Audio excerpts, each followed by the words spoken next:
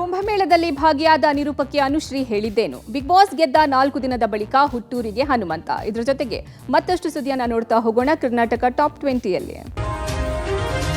ಪ್ರಯಾಗ್ರಾಜ್ನಲ್ಲಿ ನಡೆಯುತ್ತಿರುವ ಮಹಾಕುಂಭ ಮೇಳದಲ್ಲಿ ಸಾಕಷ್ಟು ಸೆಲೆಬ್ರಿಟಿಗಳು ಭಾಗಿಯಾಗ್ತಿದ್ದಾರೆ. ಅದರಂತೆ ಸ್ಯಾಂಡಲ್ವುಡ್ನ ಖ್ಯಾತ ನಿರೂಪಕಿ ಅನುಶ್ರೀ, ನಟ ನಿರ್ದೇಶಕ ರಾಜ್ಬೀರ್ ಶೆಟ್ಟಿ, ಚಾರ್ಲಿ ಸಿನಿಮಾ ನಿರ್ದೇಶಕ ಕಿರಣ್ ರಾಜ್ ಸೇರಿ ಹಲವರು ಪುಣ್ಯ ಸ್ನಾನ ಮಾಡಿದ್ದಾರೆ. ತ್ರಿವೇಣಿ ಸಂಗಮದಲ್ಲಿ ಪವಿತ್ರ ಸ್ನಾನ ಮಾಡಿ ಫೋಟೋಗಳನ್ನು ಅನುಶ್ರೀ ಅವರು ತಮ್ಮ ಇನ್ಸ್ಟಾಗ್ರಾಂನಲ್ಲಿ ಹಂಚಿಕೊಂಡಿದ್ದಾರೆ. ರಾಜ್ಬೀರ್ ಶೆಟ್ಟಿ ಅನುಶ್ರೀ ಹಣೆಯಲ್ಲಿ ತಿಲಕವಿಟ್ಟು ಹರ ಹರ ಮಹದೇವ್ ಎಂದಿರುವ ವಿಡಿಯೋವನ್ನ ಶೇರ್ ಮಾಡಿದ್ದು, ಸಂಗಮದಲ್ಲಿ ಮಿಂದು ಕಣ್ಣುಗಳು ನೆಂದು ಭಗವಂತ ನೀನೇ ನಮಗೆಲ್ಲ ಅಂದು ಇಂದು ಇನ್ನೆಂದೆಂದು ಎಂದು ಬಂದು ಕೂತಾಗ ಮನಸ್ಸಿಗೆ ಸಿಕ್ಕ ನೆಮ್ಮದಿ ಸಿಗದು ಎಂದೆಂದು ಎಂದು ಬರೆದುಕೊಂಡಿದ್ದಾರೆ. ಪಬ್ಲಿಕ್ ಟಿವಿ ಜೊತೆ ಪ್ರಯಾಗ್ರಾಜ್ನಿಂದ ಮಾತನಾಡಿದ ಅನುಶ್ರೀ, ಇಂಥದ್ದೊಂದು ಅವಕಾಶ ನಮಗೆ ಸಿಗುತ್ತೆ ಅಂದುಕೊಂಡಿರಲಿಲ್ಲ. ಪ್ರತಿಯೊಬ್ಬರು ಬಂದು ಭಾಗಿಯಾಗಬೇಕು. ಇಲ್ಲಿನ ವ್ಯವಸ್ಥೆ ತುಂಬಾ ಅಚ್ಚುಕಟ್ಟಾಗಿದೆ ಎಂದಿದ್ದಾರೆ. ಬಿಗ್ ಬಾಸ್ ಸೀಸನ್ 11ರ ವಿನ್ನರ್ ಹನುಮಂತ ಇವತ್ತು ಹುಟ್ಟೂರಿಗೆ ಆಗಮಿಸಿದ್ರು. ಬಿಗ್ ಬಾಸ್ ಟ್ರೋಫಿಯನ್ನ ಗೆದ್ದ 4 ದಿನಗಳ ಬಳಿಕ ಹಾವೇರಿ ಜಿಲ್ಲೆಯ ತಮ್ಮ ಹುಟ್ಟೂರಾದ ಚಿಲ್ಲೂರು ಬಡ್ನಿಗೆ ಆಗಮಿಸಿದ್ರು. ಸಾದಾ ಸೀದಾ ಹಳ್ಳಿ ಹೈದನಿಗೆ ಹೂವಿನ ಹಾರವನ್ನ ಹಾಕಿ ತೆರೆದ ವಾಹನದಲ್ಲಿ ಮೆರವಣಿಗೆ ಮಾಡಲಾಯಿತು. ಸವಣೂರು ಪಟ್ಟಣದಿಂದ ಚಿಲ್ಲೂರು ಬಡ್ನಿಯವರೆಗೂ ಕೂಡ ಸುಮಾರು 10 ಕಿಲೋಮೀಟರ್ ವರೆಗೂ ಸಾಗಿದ ಮೆರವಣಿಗೆಯಲ್ಲಿ ಹನುಮಂತನ ಪರ ಜಯಘೋಷವನ್ನ ಮೊಳಗಿಸಲಾಯಿತು.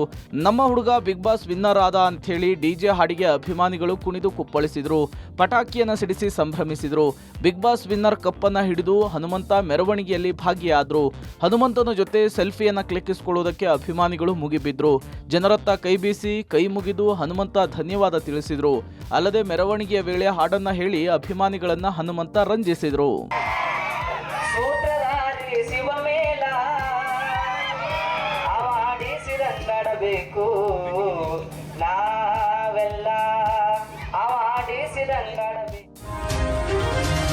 ಮಕ್ಕಳ ಕಳ್ಳಿ ಟ್ರೋಲ್ ವಿಚಾರಕ್ಕೆ ಬಿಗ್ ಬಾಸ್ ಸೀಸನ್ 11ರ ಸ್ಪರ್ಧಿ ಮೋಕ್ಷಿತಾ ಪೈ ಖಡಕ್ ಉತ್ತರ ಕೊಟ್ಟಿದ್ದಾರೆ.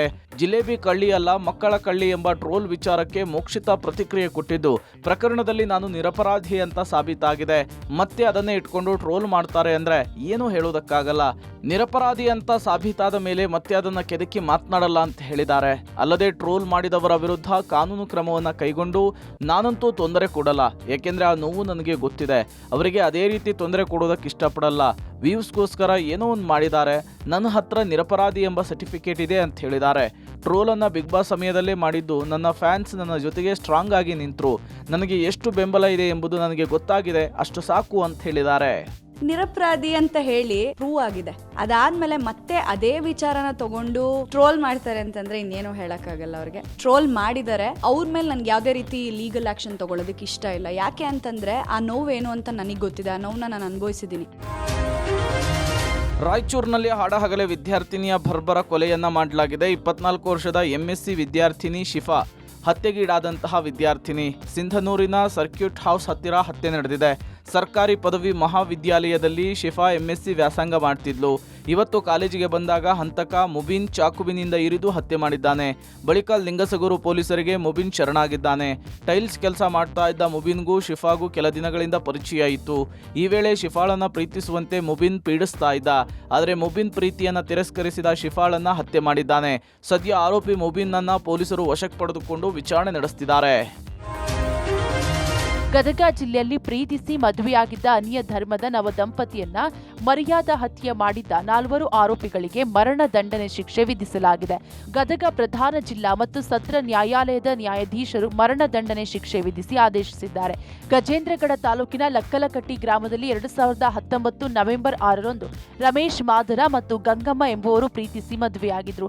ಕುಟುಂಬಸ್ಥರ ವಿರೋಧದ ನಡುವೆ ಇಬ್ಬರು ಪ್ರೀತಿಸಿ ಅಂತರ್ಜಾತಿ ವಿವಾಹ ಆಗಿದ್ದಕ್ಕೆ ಮರ್ಯಾದಾ ಹತ್ಯೆ ಮಾಡಲಾಗಿತ್ತು. ಮಂಗಳಮಳ ಸಂಬಂಧಿಕರು ದಂಪತಿಗೆ ಚಾಕು, ದೊಣ್ಣೆ, ಬಡಿಗೆಯಿಂದ ಹಲ್ಲೆ ಮಾಡಿ ಕೊಲೆ ಮಾಡಿದ್ರು.